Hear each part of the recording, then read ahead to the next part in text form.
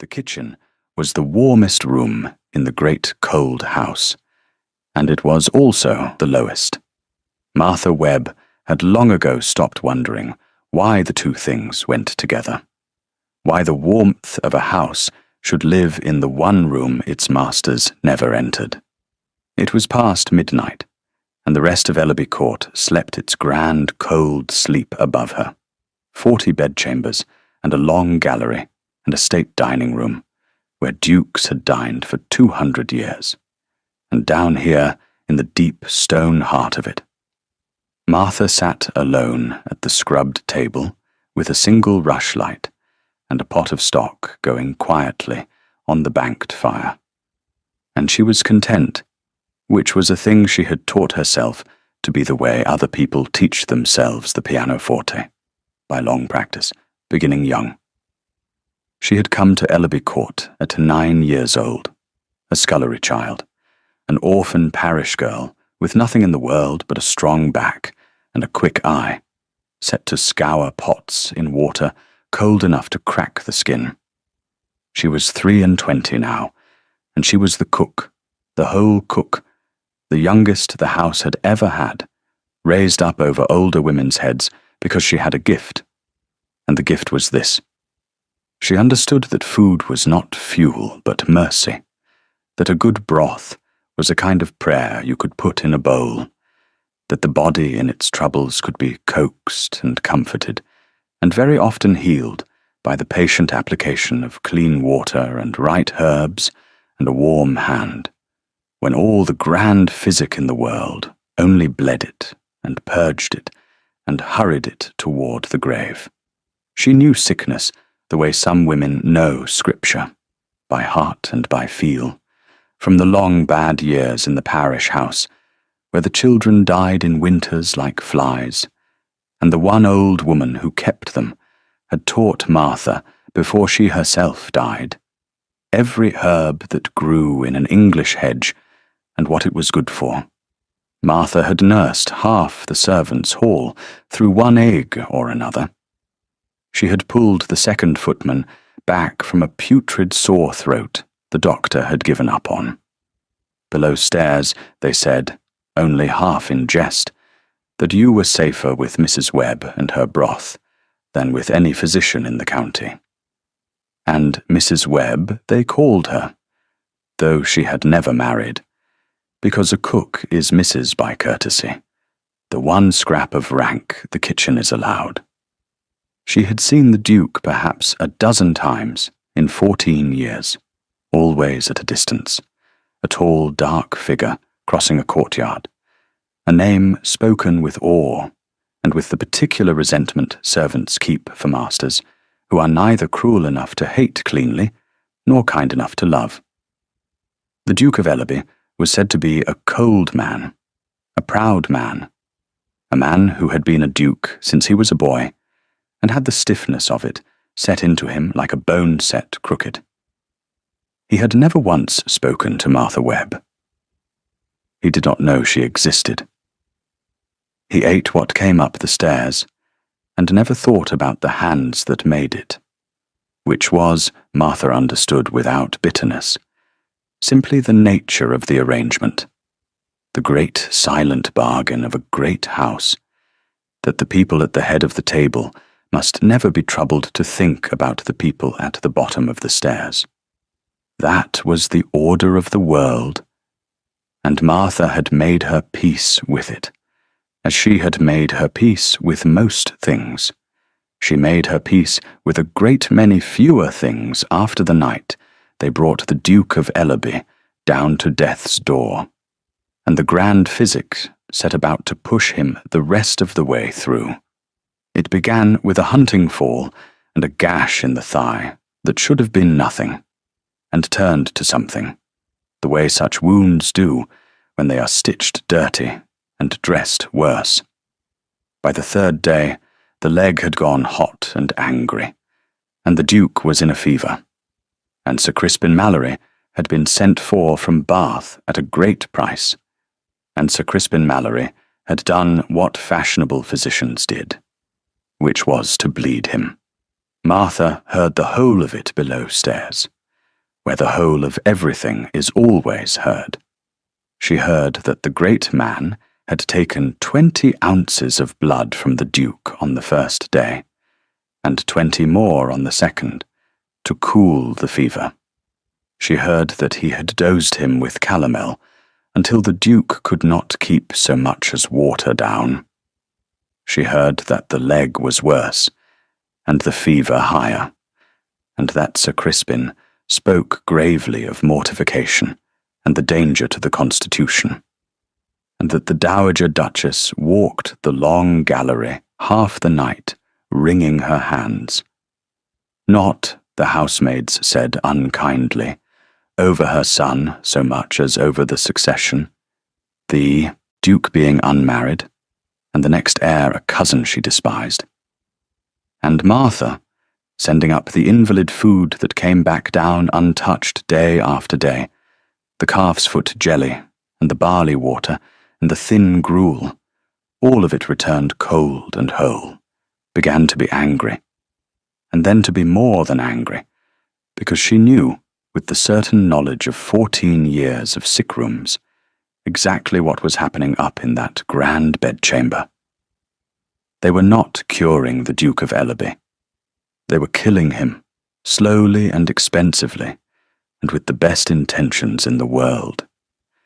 They were drawing out the blood and the strength a fevered body needs to fight, and they were poisoning the gut so it could take no nourishment, and they were calling it treatment, and the man was going to die of the cure long before the wound could finish him. On the 6th night, when the word came down that Sir Crispin had bled him again, and did not expect him to see the morning, Martha Webb did a thing that could have got her turned out into the road without a character. She made a broth. Not the genteel invalid slop that came back uneaten, but a true broth, the broth she had pulled the footman back to life with, rich and clear, and salted right, with the things in it she knew a sinking body needed and could not name in Latin. And she carried it up herself, up the back stairs, and through the green baize door, into the grand cold upper world, where she had no business to be. And she walked into the Duke of Ellaby's bedchamber, past the dozing nurse, as though she had every right, because she had learned long ago that the surest way to be permitted a thing is to do it as though permission were absurd. The room was hot and close, and stank of sickness and of blood. The Duke lay in the great curtained bed, grey as ash, his dark hair stuck to his forehead, his lips cracked, his breath coming shallow and quick. A young man, younger than she had thought, perhaps 30, with the fever burning the last of him away. And there was a bowl by the bed half full of his blood, and a basin of the dreadful calomel, and Martha looked at the whole grand murderous apparatus of his dying, and she made up her mind. No more of that, she said to the startled nurse, low and level, nodding at the bleeding bowl. Not tonight, not one more drop. He has nothing left to give it. You take that away, and you bring me clean water and clean linen, and you say nothing to anyone, and if the great doctor asks, the Duke was sleeping and not to be disturbed. Go on. I will sit with him. And the nurse, who was exhausted and frightened and glad past measure to have someone speak as though they knew what to do, went. Martha sat with him the whole of that night. She would not let them bleed him. She bathed the fever heat from him with cool cloths, patiently, hour upon hour. She got the broth into him a spoonful at a time, between his cracked lips, waiting, coaxing, a drop, and then a drop, the slow, grim feeding of the very ill that no grand physician would ever lower himself to do. She unwrapped the foul dressing on his leg, and she cleaned the wound the way the old parish woman had taught her, with clean water and a poultice of the right herbs to draw the poison, and she bound it fresh.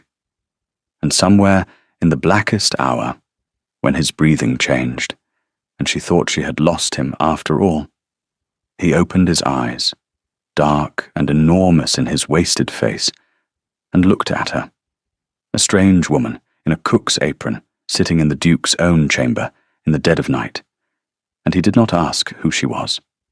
He said, in a thread of a voice, "Am I dying?" "Not tonight," said Martha Webb. "Not if I have anything to say to it. Drink this." And he drank, because there was something in her plain, steady voice that a dying man could lean on. And he slept, truly slept, for the first time in days, and his breathing eased. And toward dawn, the killing heat began at last, by degrees, to break. Sir Crispin Mallory came again in the morning, expecting to find a corpse, and found instead his patient sleeping easy, with the fever broken. And his first feeling was not relief but affront, for he learned very quickly that his orders had been overturned in the night by a servant, and a great physician does not suffer that gladly. "Who stopped the bleeding?" he demanded of the trembling nurse. And the nurse, too frightened to lie, said it had been the cook, and Sir Crispin Mallory drew himself up to the whole height of his fee and his fashion, and declared that he had never in his life been so insulted, that a kitchen drab had laid hands upon a ducal patient, and overthrown the considered treatment of a physician known and trusted in 3 counties, and that the creature must be turned off that very hour, or he would wash his hands of the case, and let the world know the reason why. The Dowager Duchess was sent for, and came, and the thing was fought out in the cold gallery, outside the sick-room door. The great Dr. White with professional outrage on the one side, and Martha Webb in her cook's apron on the other, and the Dowager Almeria between them, torn, for she cared nothing whatever for the cook, but she cared a very great deal what Bath would say, if it were known she had crossed the famous Sir Crispin, and lost her only son in the crossing. "Turn her off, madam," said Sir Crispin, "this hour, or I cannot answer for his Grace's life." "You could not answer for it yesterday, sir," said Martha, before the Dowager could speak, quietly and without heat, looking the great man full in the eye, as no servant ever should. "When you bled him grey, and gave him over to the grave. I do not say it to shame you. I say it because it is true, and her Grace may go in and look at her son this very minute, and judge for herself which of the 2 of us has had the right of it. He is sleeping. He has taken broth and kept it down. The leg is cleaner this morning than it has been since the fall. You may dress all of that up in Latin, and call it your own doing, sir, and I will not contradict you before the county. But you will not bleed him again, for the next bleeding will finish him, and I believe in your heart you know it, and I believe that is the true reason you are so very angry with me." There was a silence in the gallery, the particular silence of a man who has heard an unanswerable thing and cannot afford to admit it. And the Dowager Duchess Almeria, who was a hard woman, but never a stupid one, went into the room and stood and looked at her son living where the great doctor had promised her a corpse, and came out again, and made the only choice a frightened mother could make. She kept the cook. Sir Crispin Mallory took his fee and his outrage back to Bath, and told the tale ever after, in a shape that suited him better, in which he had snatched the Duke of Ellaby from death against the ignorant meddling of a servant. And Martha let him have it so, because the credit was nothing to her, and the man was alive. She had her foot in the door now, and she kept it there. So Martha Webb became, for the space of a month, the unlikely keeper of the Duke of Ellaby. And it was in that month, in the long quiet hours of his mending, that the thing happened which neither of them had any business letting happen, and which changed the whole course of both their lives. He was not, when you got him out from under the duke of him, the cold, proud man the house believed in. That was the first thing she learned, sitting with him through the long, convalescent days, while he was too weak to be anything but himself. The coldness, she came to see, was not the man. It was the armor the man had grown because he had been a duke since he was 11 years old, since the day they put the whole weight of Ellaby on a boy, and told him a duke does not weep, and a duke does not lean, and a duke trusts no one, because everyone who comes near a duke is reckoning what they can get. He had been alone, she understood, in the particular way that only the very great are alone, surrounded his whole life by people, and never once in it spoken to as a man. And Martha Webb spoke to him as a man, because she did not know how to do otherwise, because the kitchen had never taught her to be afraid of anybody, and because a person she was nursing was a person she was nursing, duke or footman, the same fever and the same broth, and the same human creature underneath, frightened of the same dark. She scolded him when he would not eat. She told him the truth when he asked for it, which no one else in his life had ever dared to do.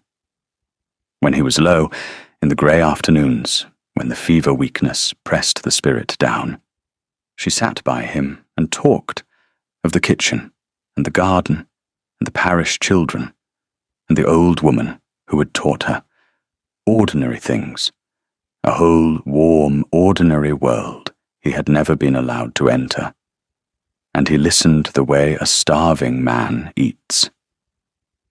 And he talked, in his turn, more than he had ever talked to anyone, of the loneliness of his boyhood, of a father who had taught him to be a duke and forgotten to let him be a son, of the strange truth that a man might have 4,000 acres, and not one single soul who would sit with him in the dark and not want anything.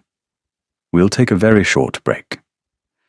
If you don't want to miss new stories, please subscribe to the channel.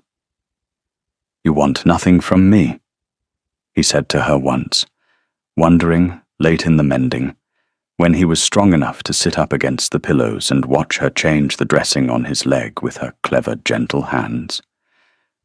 Do you know, I have been turning it over, and I believe you are the first person in my whole life of whom that is true. Everyone has always wanted something. My mother wants the succession. My cousins want the reversion. The women I am paraded before want the diamonds. Even my servants want their place, which is fair, and their wages, which is fairer. And you sat up 3 nights and saved my life, and went back to your kitchen, and asked for nothing, not money, not advancement, not so much as my thanks. Why? Because you were sick, said Martha simply, knotting the clean bandage. And I knew how to mend you, and it would have been a wicked waste to let those fools finish you off when I had a broth that would not. There is no great mystery in it, Your Grace. You do not let a thing die that you know how to save. It is not kindness even. It is only sense, and a hatred of waste, which a person raised in a kitchen has bred in the bone. He looked at her a long moment, the dark eyes that had been a dying man's a month gone now, clear and alive, and fixed on her with an attention that made her, for the first time in the whole business, aware of herself as something other than a nurse. Gabriel, he said. Your Grace? My name is Gabriel. You have had your hands on every part of me this month, You have seen me weep and rave and beg. You have fed me like an infant and cleaned my wounds, and you go on your gracing me, as though we had been introduced across a ballroom. I find I cannot bear it. To you, of all the souls on this earth, I should like to be Gabriel. Will you? Only when we are alone. I know what the world is. But here, in this room, where you have seen the whole truth of me and saved it, Gabriel. And Martha Webb, against every grain of sense she owned, said it. Gabriel.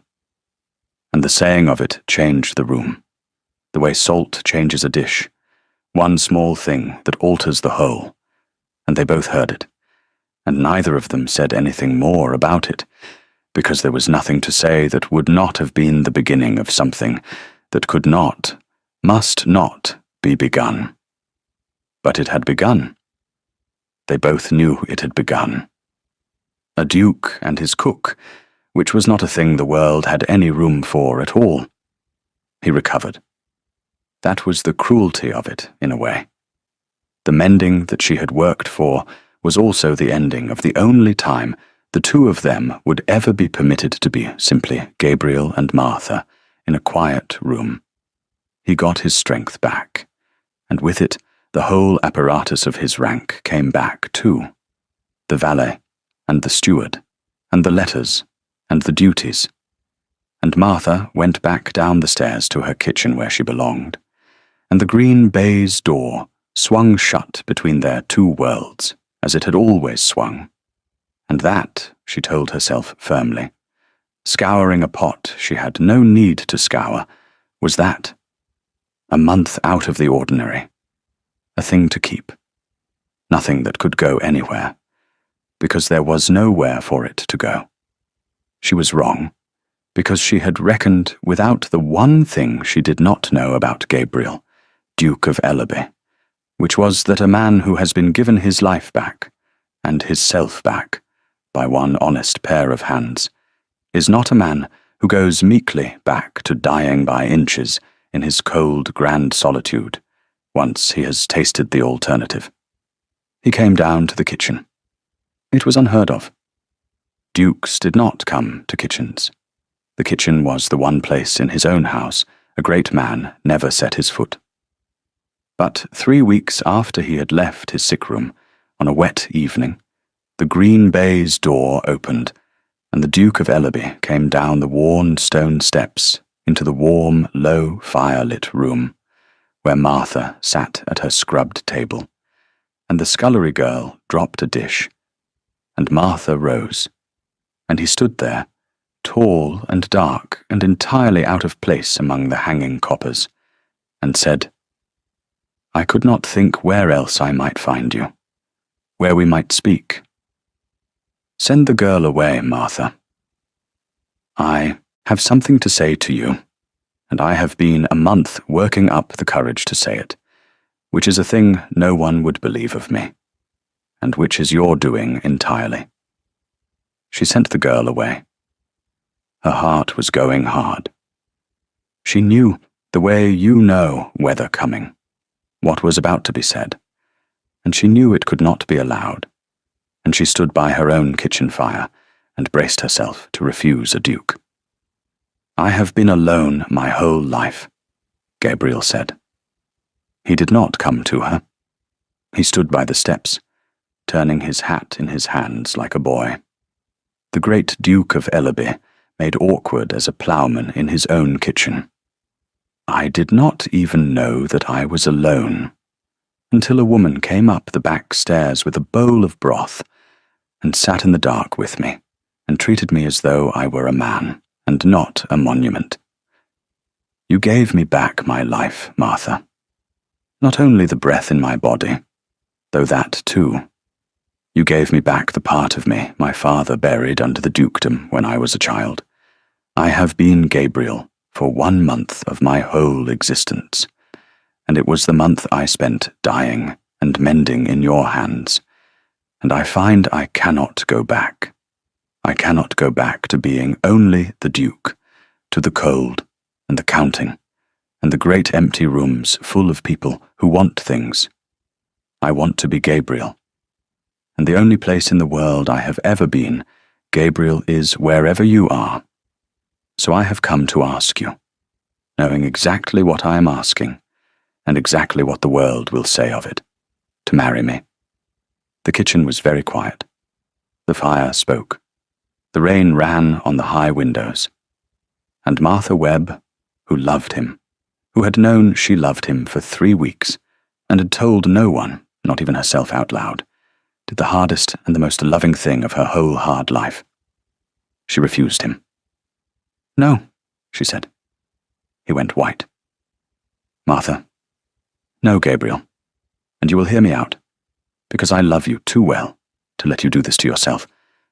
And that is the truth, and I will say it plainly the once, and then never again." She gripped the table edge. "I am a parish orphan. I was scouring your pots at 9 years old.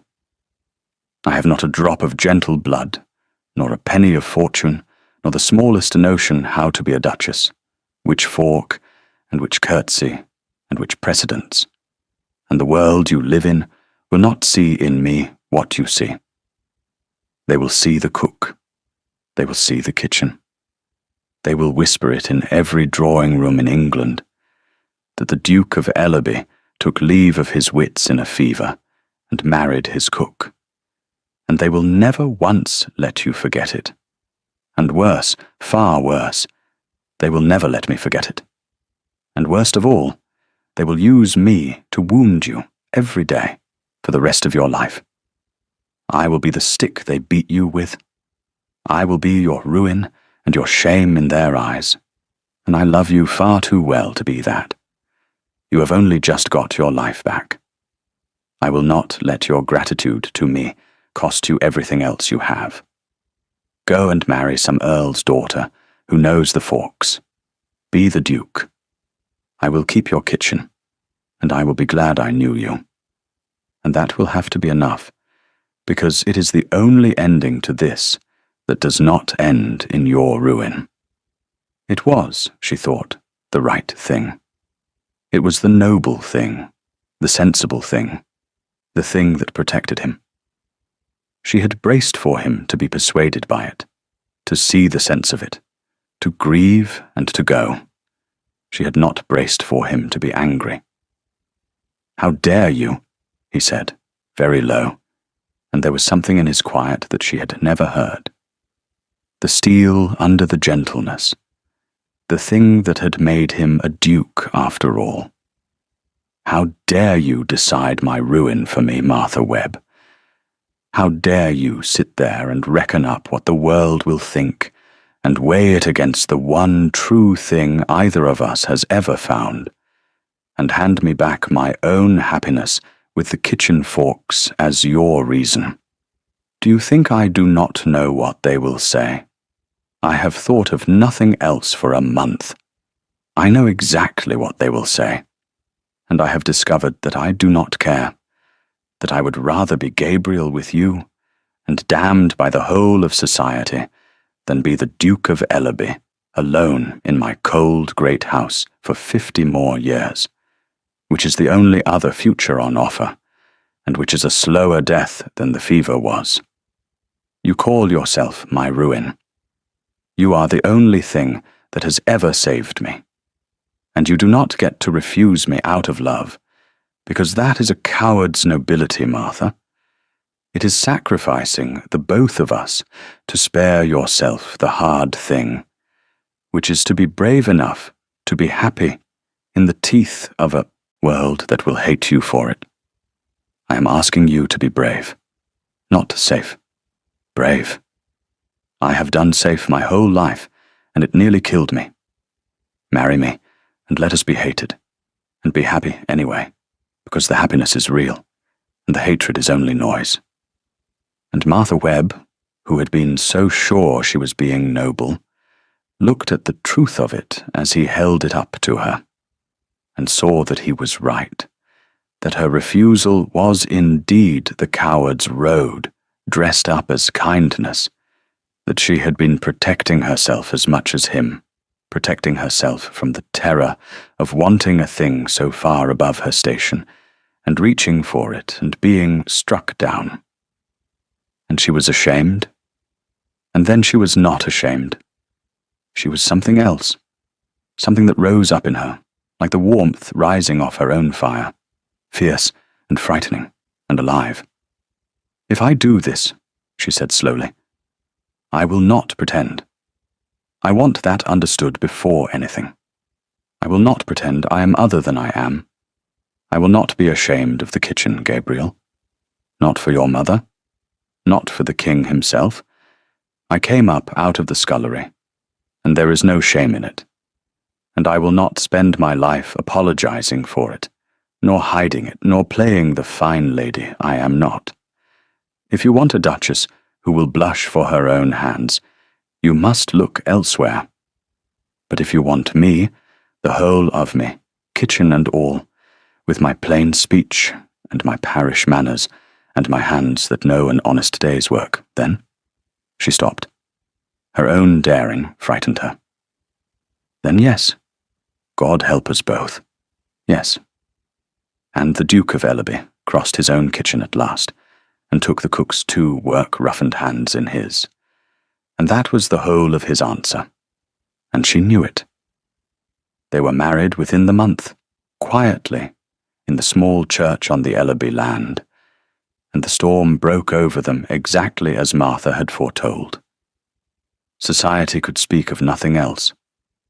The Duke of Ellaby, one of the great matches of the kingdom, had married his cook, his actual cook, a parish orphan who had scoured his pots, and the drawing rooms of 3 counties rang with it, with the delicious horror of it, and the wits made their jokes, and the cartoonists their cartoons, and the great hostesses debated whether the new duchess could possibly be received. It was everything Martha had said it would be, and Gabriel bore it exactly as he had said he would, which was to say he did not care. He walked through the whole roaring scandal with his wife on his arm, and his head up, and a look on his face that dared any man living to say one word to him. And very few did, because a duke is still a duke, and 4,000 acres buy a great deal of silence, even from people who are laughing behind their fans. But there was one person who would not be silent, and who could not be walked past, and who held a power in the house that even the duke could not simply override, and that was his mother.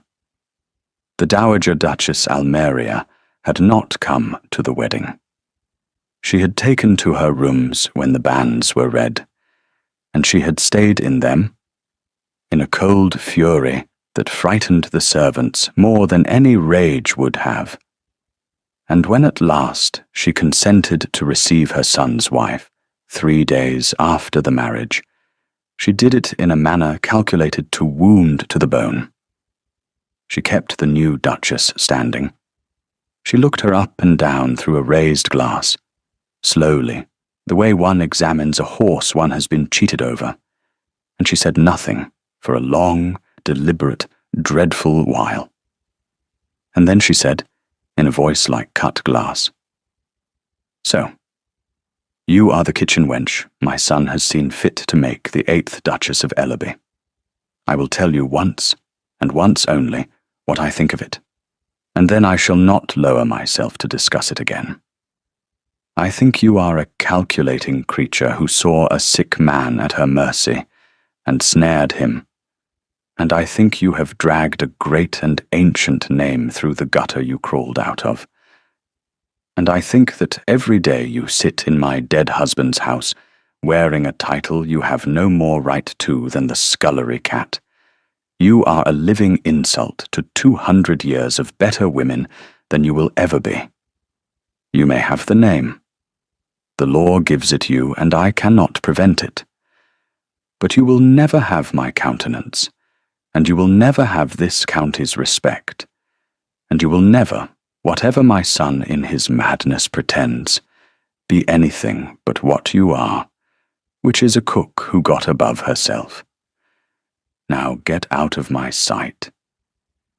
It was as cruel a thing as Martha had ever had said to her, and she had heard cruel things.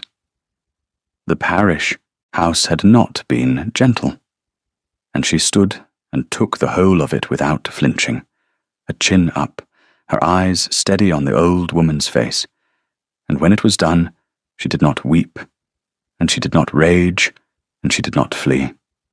She only said quietly, "You are entitled to your opinion of me, Your Grace, and I will not argue you out of it, for I can see it is the only comfort you have left, and I would not take it from you. But I will tell you one thing in return, since we are speaking plainly. I did not snare your son. I refused him. I refused him to his face, for the very reasons you have just thrown at me, because I knew the world would hate me, and I did not want to be the cause of his unhappiness. He would not be refused. So you may blame me for many things, but not for that. And if you want someone to be angry at for this marriage, be angry at him, for he is the one who would not let it go. And you raised him to be that stubborn. So in a manner of speaking, it is your own doing." And she curtsied, a plain, honest kitchen bob of a curtsy, and walked out, and left the Dowager Duchess Almeria staring after her with an expression that was not quite what it had been, though it was a long way still from kind.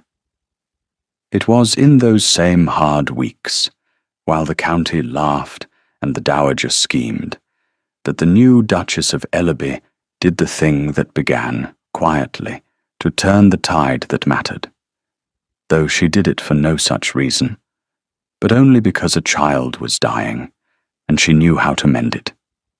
The child was the gatekeeper's youngest, a boy of 4, and it was the croup that took him, the dreadful winter strangling that fills a small throat with a membrane and stops the breath, and the gatekeeper's wife came screaming up to the house in the black middle of the night, because the child was blue and could not draw air, and Sir Crispin had been sent for to Bath, and would not stir for a gatekeeper's brat at that hour for any fee, and the household stood about wringing its hands as households do. And the new Duchess heard the screaming, and came down in her shift with a wrapper thrown over it, her hair loose, no more a duchess in that moment than the scullery girl she had been, and she took one look at the child going blue in his mother's arms, and she did not hesitate. She had the boy carried to the kitchen, to her kitchen, the warmest place in the house, and she had the great kettles set boiling, and she filled the low stone room with steam until the air ran wet on the walls, for she knew from the parish house and the old woman's teaching that steam will sometimes soften what is strangling a child, where all the doctor's instruments will only frighten it. And she held the boy upright in the steam against her own shoulder through the worst of it, and worked his throat with her clever fingers, and got a spoon of the right syrup into him between the dreadful crowing breaths, and talked to him low and steady the whole time, as she had once talked to a dying duke. And she did not let go, and she did not give up, because you do not let a thing die that you know how to save. Toward dawn, the membrane loosened, and the child drew a long whistling whole breath, and then another, and then began, blessedly, ordinarily, to cry, the strong, cross squalling of a little boy who is going to live. And his mother fell on her knees on the kitchen flags and wept, and the servants who had gathered in the doorway to watch the cook-duchess work, half of them come down to sneer, stood silent, and something shifted among them in that steaming kitchen at dawn, that no drawing-room sneer would ever shift back. They had seen her do it, They had seen the kitchen wench, their betters laughed at, hold a dying child to her shoulder all night, and breathe it back to life with her own 2 hands. And a household that has seen such a thing does not afterward despise the woman who did it, whatever the county says. The story of it went out among the tenantry the way such stories go, faster and surer than any scandal, and the poor of the Ellaby land, who had no seat at any table and cared nothing for the forks, began from that dawn to speak the new Duchess's name with a warmth the drawing-rooms would have found incomprehensible. It would be a long time telling. But it had begun in a steaming kitchen with a gatekeeper's son, and it would matter, in the end, more than all the dowager's schemes. The dowager did not give up. She changed her weapon, that was all. Open cruelty had not broken the girl, so she turned to a colder and a cleverer one, and she found her occasion in the great autumn dinner. It was the first grand dinner of the Ellaby season, the night the whole fashionable county came to the court, 32 at the long table in the state dining-room, under the 200 years of painted Ellaby dukes. And it was, by every rule of the house, the new Duchess's first appearance as mistress of it. Almeria had planned it, before the marriage, as a showcase for a different girl entirely, for Lady Octavia Frayne, an earl's cold, correct daughter whom the dowager had marked out for her son, and she had not cancelled it. She had merely, with the patience of real malice, repurposed it. If she could not stop the marriage, she would use the dinner to show the whole county, beyond any possible doubt, that the new Duchess was exactly what she said she was, a cook who did not belong, who could not manage the forks, nor the talk, nor the precedents, who would shame herself and her husband before the assembled quality so thoroughly that no amount of stubborn ducal pride could paper over it. Martha understood the trap perfectly. She was not a fool, and the housekeeper, who had begun, watching the new Duchess, to come quietly over to her side, had warned her. She knew the long table was set as a snare, the bewildering ranks of silver, the dishes she had cooked 1,000 times, but never eaten at table, the precedents that would seat her among people coached to slight her. She knew the dowager meant to sit her down in the midst of the county's cruelty, and let her drown in it. And Martha Webb thought about it the night before, alone, the way she thought about everything, plainly, and she came to a plain decision, which was her own, and which she told no one, not even Gabriel. She would not try to pass. That was the trap she saw, the whole mechanism of it, that she would try to ape the fine lady and be caught out, that her fear of the forks would do the dowager's work for her. So she would not be afraid of the forks. She would be exactly what she was, openly, with her head up, and let them make of it what they would. The kitchen was not her shame. It was the one thing in that whole glittering, cruel house that was honest, and she would not betray it to please people who were not worth the betraying. The dinner was a slow torture, and she bore it. She was seated by the dowager's arrangement, not at the foot where the mistress of the house belonged, but partway down the table among the lesser guests, a calculated slight that every soul at the table marked and understood. The conversation went on over her head and around her, in the bright, cruel code of the fashionable, full of references she was not meant to follow, and names she was not meant to know. And now and then a pause, a turned head, a too sweet question designed to expose her ignorance before the table. Lady Octavia Frayne, seated in the place of honour at the Duke's right, that should by rights have been his wife's, was particularly gracious, in the way of a woman being gracious to an inferior for an audience. And Martha did not pretend. When she did not know a thing, she said so, plainly, without shame. When a sneering young buck asked her, loudly, whether she found the turbot to her taste, or whether it was perhaps not done as they did it in the servants' hall, she looked at him and said evenly, "It is done very well, though the sauce wants a little more salt, and was let stand too long off the heat before it came up, which I would have had words with the kitchen about in my day. But you would not notice that, sir, never having stood over a sauce in your life. There is no shame in not knowing how a thing is made. There is only shame in sneering at the people who know." And there was a silence, and a few of the older guests, who had earned their bread once somewhere back, before the family got grand, looked at the cook-duchess with something that was not contempt.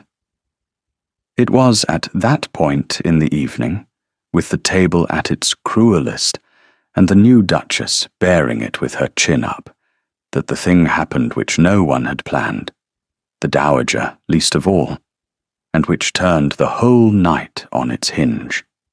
Old Sir Bartram Frayne, Lady Octavia's grandfather, a heavy florid gentleman of 70, who had dined too well and too fast, as he had dined too well and too fast for 50 years, made a sudden strange sound in his throat, half a cough and half nothing at all, and put his hand to his collar, and went first scarlet, and then a dreadful dark blue, and rose half out of his chair, with his eyes starting, and his mouth working, and no sound coming, and pitched forward across the table among the silver, choking, a wedge of meat lodged fast in his windpipe, and the breath stopped dead in him.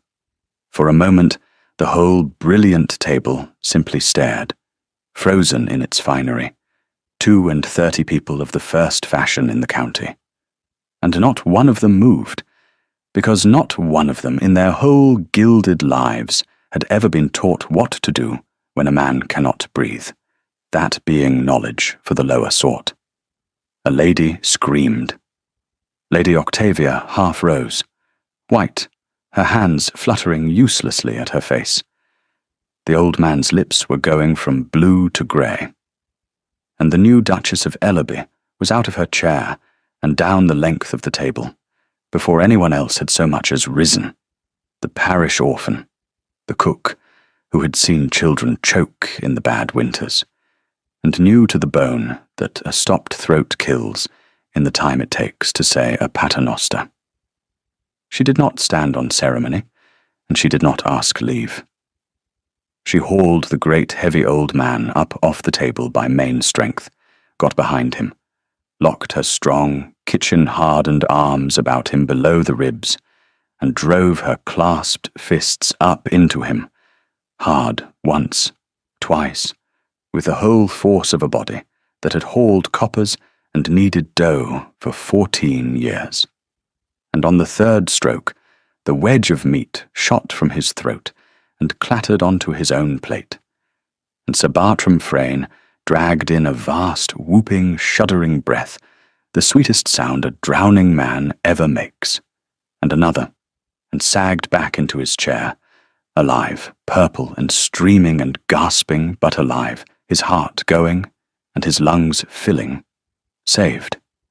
The new Duchess steadied him in his chair until his breathing came even, her hand on his shoulder, plain and competent and entirely unhurried now that the danger was past. And then she fetched him water with her own hands and held it to his lips, the way she had once held broth to a dying duke. And the table sat in a silence of a wholly different order from the cruel, attentive silence of a moment before, the silence of 32 fashionable people who have just watched the kitchen wench they were sneering at save a man's life with her bare hands, while every well-born soul among them sat frozen in their chairs, and who do not, in that moment, know quite where to put their faces.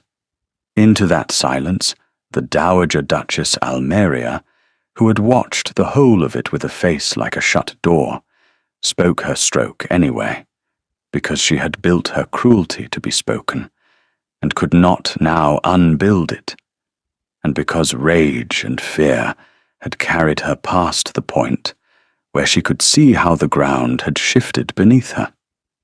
She had built the stroke for the end of the dinner, for the drawn cloth, and the sweet course, and the whole table at its most attentive, and she delivered it now into the worst possible silence she could have chosen, and did not have the wit left to see was the worst, as such cruelty is always delivered, quietly, so that the quiet would make the table strain to hear. She leaned a little toward the new Duchess, down the length of the table, and she said, in a whisper pitched with the art of a lifetime to carry to every ear in the room, "Do you know, my dear, I have watched you all evening, and I have come to a conclusion, and I shall share it with you as a kindness. You should have stayed in the kitchen. You were somebody there. Here you are nothing, and everyone can see it. And the kindest thing you could do for all of us, and for yourself, is to go back down where you belong, and leave the table to those who were born to it." The whisper carried, exactly as she had built it to carry. The table went still. 32 faces turned, some avid, some pitying, some merely waiting, to see the kitchen wench crushed at last, to see whether she would weep or rage or flee, to see the public breaking the dowager had promised them with her eyes all evening. And in that stillness, before Martha could answer, before she could decide whether to take this blow as she had taken all the others, the Duke of Ellaby rose to his feet at the head of his table. He did not raise his voice. He did not need to. The whole room was already silent and hanging on the moment. He stood at the head of the long table under the 200 painted ewes of his ancestors, and he looked down the length of it, past the silver and the candles and the assembled quality of the county, to where his wife sat among the lesser guests, where his mother had placed her to shame her. And his face was not cold now. It was something far more dangerous. It was a man who had been brought back from death, and did not intend to waste the second life he had been given on the good opinion of fools. "My mother is right about one thing," he said, into the silence, and the table held its breath. "My wife was somebody in the kitchen. She was, in point of fact, the only somebody in this entire house who was worth a damn, which I learned when I was dying in my bed, and not one of you, not the great physician, not my anxious mother, not a single one of my 4,000 acres, or my 200 years of name, could do the smallest thing to save me. Do you know who saved me? She did. The cook, the kitchen wench my mother would send back below stairs. She came up the back stairs in the dark, when the great doctor had given me over to die, and she fed me back to life with her own hands, with a broth out of that kitchen you all sneer at, and she asked nothing for it, and she went back down to her place, and would have stayed there, and did stay there, and refused me when I asked her, refused a dukedom out of love for me, which not one woman at this table would have the greatness of soul to do." He paused. No one moved. "So, let me be very clear," the Duke of Ellaby said, "before the whole of this county, so that there can never after this night be the smallest doubt of where I stand. since my mother has been so good as to raise the question publicly. The head of this table belongs to the mistress of this house. It does not belong to the woman with the longest pedigree, nor the coldest blood, nor the most ancient name. It belongs to the woman I married, the woman who gave me my life, and then was brave enough to share it, the 8th Duchess of Ellaby, who is worth every other soul in this room put together, and whom I will thank you all to honor as such, or to leave my house tonight, and not come back. And he looked down the table, past his white and rigid mother, past the gracious Lady Octavia, gone suddenly pale, to Martha, and he held out his hand, and his voice when he spoke again was not the Duke's voice at all. It was Gabriel's, low and certain, and meant for her alone, though the whole room heard it. "Martha," he said, "come and sit at the head of the table, where you belong. You have fed this house from the bottom of it long enough. Come and sit at the head of it now, beside me, where I should have seated you the first night, and would have, if I had had half your courage." The room did not breathe. 1 second, 2, 3.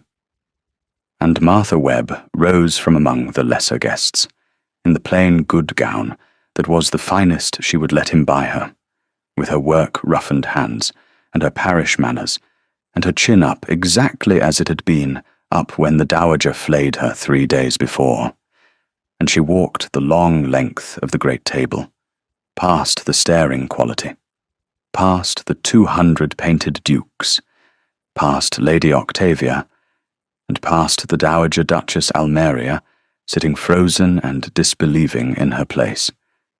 And she did not hurry, and she did not falter, and she came to the head of the table where her husband stood with his hand held out, and she took it, and she sat down in the mistress's chair, at the head of the Ellaby table.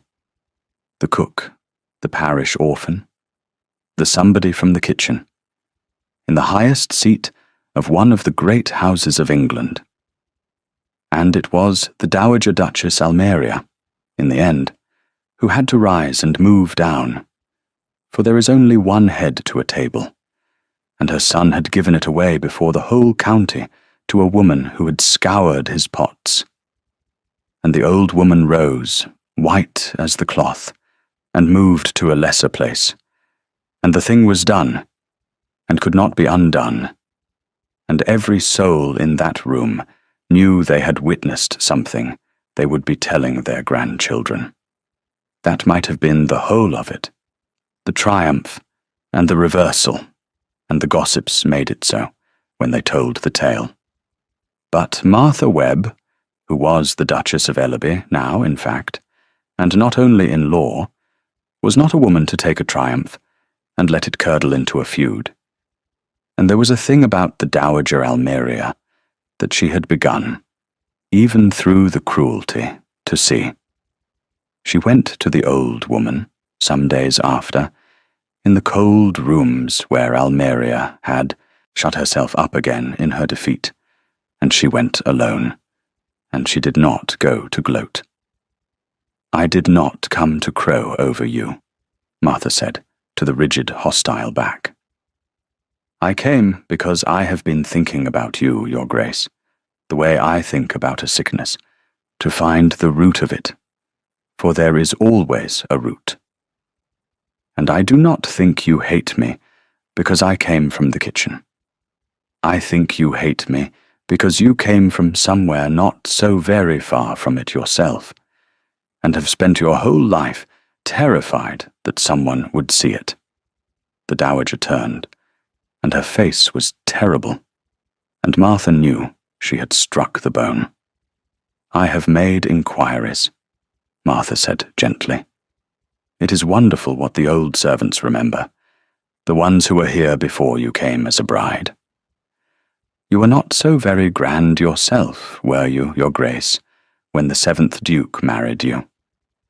A merchant's daughter, new money, and not so very much of it, married up into all this for your face and your father's gold, and made to feel every day of your first years exactly what I have been made to feel these last weeks, the not good enough of it, the whispers, the sense of the great cold name closing over you and never quite letting you belong. And you survived it the only way you knew, by becoming harder and prouder and more Ellaby than the Ellabers, by guarding the gate you barely got through more fiercely than anyone born inside it ever would, because the convert is always the cruelest at the door. You have spent 40 years terrified that the kitchen in your own blood would show. And then my son brought an actual kitchen into the family, and held it up where everyone could see it, unashamed. And it was unbearable to you, because I will not hide what you have spent your whole life hiding. And my not hiding, it shames the hiding. The Dowager Duchess Almeria stood very still, and her terrible face worked, and something went out of it, some long-held, rigid thing. And for a moment, just a moment, she was not the cold gatekeeper of 200 years, but an old, frightened, tired woman who had been afraid for 40 years and was very weary of it. He never knew, she said, low, not to Martha so much as to the air. My son, he never knew where I came from. I made sure of it. I buried it so deep. And you have dug it up in 3 weeks. I have not told him, said Martha, and I will not, if you would rather he did not know, for it is your story and not mine to tell. But I will tell you this, I am not your enemy, your grace, however you have used me. I think we are, under it all, very nearly the same woman, you and I, 2 girls who came up from below into all this cold grandeur, and had to find a way to bear it. You chose to bear it by hiding and guarding and growing hard. I mean to bear it by not hiding at all, which is the opposite road, but it sets out from the very same place. We need not be friends, but we need not tear each other to pieces either. 2 women who know the same fear, in a house big enough for both of us. I would rather we did not. I have had enough of being torn at, and so, I think, have you, for a great deal longer. And the Dowager Duchess Almeria did not embrace her, and did not weep, and did not become, all at once, a kind woman. For that is not how 40 years of fear are undone in life, whatever the stories pretend. But something between them changed in that cold room. Some long war quietly laid down, and in the months that followed, the old woman was seen, now and then, to speak to her son's wife without contempt, and once, astonishingly, to defend her sharply to a sneering visitor with the particular ferocity of a woman defending, through another, the girl she had herself once been and never been allowed to be. It was not love. It was something rarer, and in its way harder, which was an old, proud, frightened soul making, late and partial and grudging, its peace. The world did not stop talking. The world never does. But a duke is a duke, and a duchess who sits unashamed at the head of the table, who knows the county's children by name and the county's sicknesses by their cures, who feeds the poor of the parish out of the same kitchen she rose from, and is not too proud to go down to it herself when a tenant's child is dying and the grand physician has given up. Such a duchess wins. In the end, a thing the drawing rooms cannot give and cannot take away, which is the love of the people who are not at the table at all, and that love, spreading, slowly, has a way of silencing the laughter at last, because it is hard to go on sneering at a woman the whole county has come to bless. It was not a triumph without cost. Martha never forgot the cost, having been raised to count things honestly. There were doors that never opened to her, friendships of Gabriel's that quietly fell away, a whole glittering world that received her coldly to the end of her days and let her feel it. The world did not give back the belonging it withheld. Some tables she would never be asked to sit at, however high she sat at her own. But she found, as the years went on, and the children came, and the great cold house of Ellaby grew slowly warm in a way it had not been in living memory, that she minded it less and less, the cold, high world that would not have her, because she had stopped, somewhere along the way, wanting a seat at its table at all. She had her own table now. And at the head of it sat a man who had come down to the kitchen for her, who called her Martha in the dark, and your grace before the world, and meant the first one with his whole soul. And around it, in time, sat their children, who would grow up knowing, because their mother made very sure of it, exactly where they came from on both sides, the dukes and the cooks alike, and taught to be no prouder of the one than of the other. The kitchen had always been the warmest room in the great cold house, and the lowest, and Martha Webb had spent half her life believing that the warmth must stay down there, below the stairs, behind the green baize door, while the cold grandeur reigned above, that the people at the head of the table must never think about the hands at the bottom of the house. She had been wrong about that, as it turned out. She had carried the warmth of the lowest room up the back stairs one night with a bowl of broth to save a dying man, and the warmth had not stayed below after all. It had risen, the way warmth does, all the way to the head of the table, and it had thawed, in the end, the coldest house in the county, because the truest nourishment a great house ever gets comes up, always, from its lowest room, made by the hands that no one at the table ever troubles to think about. And it made all the difference. Thank you for listening to the story all the way to the end. Please tell us which city you're watching from, and what the story made you feel. Don't forget to subscribe, so you won't miss new stories.